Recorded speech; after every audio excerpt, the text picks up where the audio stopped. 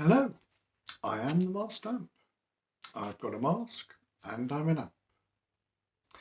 People often post on the masked amp Facebook mental health forum to ask what is entailed in becoming an approved mental health professional.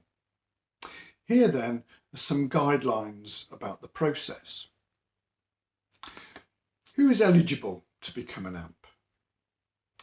In order to be eligible to train as an amp, you have to be a qualified professional. While for many reasons most amps are social workers, mental health nurses, occupational therapists and clinical psychologists are also able to train and practice as amps.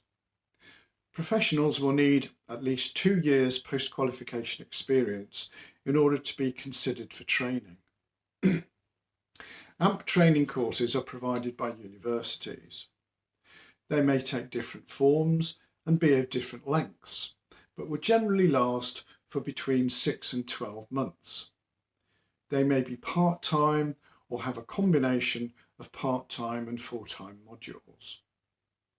A practice placement during which trainees are placed with AMPs and take part in Mental Health Act assessments is an essential and integral part of the training process. At present, there are 20 universities and training consortia providing over 30 different qualifying programs. All the courses are at postgraduate level, and the successful candidate will be awarded a range of qualifications from a postgraduate certificate to a postgraduate diploma up to an MA or MSc degree. How do I get onto an AMP course? The Code of Practice states that local authorities are responsible for ensuring that sufficient AMPs are available to carry out their roles under the Act. The local authority must therefore maintain an AMP service that can fulfil their legal obligations. They would be responsible for paying the course fees, and if you are directly employed by the authority, they would have to authorise you to undertake the training. This process would generally involve writing some sort of reflective piece relating to their experience and desire to train as an AMP, as well as a formal interview involving the local authority and the academic lead of the course. The local social services authority is responsible for actually approving AMPs, but while individuals practicing as AMPs are acting on behalf of the local authority, AMPs do not have to be employed by the local authority. What if I don't have a local authority prepared to give me the training? I have to say that it's not easy for someone to train independently as an AMP. But while nearly all courses will refuse to take an independent student, there are some courses that will consider them. The University of East Anglia course, for example, on which I used to teach mental health law, has taken several independent students. They have to pay the full cost of the course out of their own pocket and also pay for a placement with the local authority sending students to the course. At the end of the course, unless the student was prepared to work for the local authority as an AMP, they would not actually be approved, but would be given the necessary evidence to show a prospective employer that they have successfully completed the qualifying training. What does the training entail? As I used to teach on the UEA AMP training course, I'll describe in more detail this particular course. It's based within the University School of Social Work, taught at postgraduate level, and successful candidates receive a postgraduate diploma and will also receive credits towards a master's degree.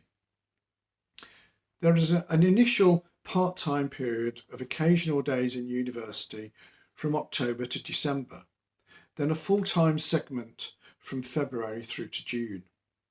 There is a month of intensive teaching of the law and practice relating to AMP practice and mental health, then a 2-month placement period, during which the candidates are placed with AMPs and have to shadow at least 6 Mental Health Act assessments during the course of the placement. The AMP trainees then have to produce a portfolio which must include evidence supporting a range of national competencies.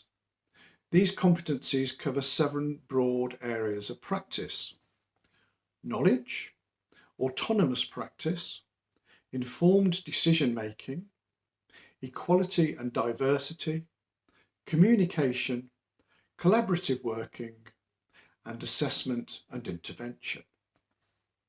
There is also a law test, which consists of case studies covering a cross-section of the sort of assessments that AMPs are likely to encounter, with questions designed to elicit the AMP's knowledge of law and practice.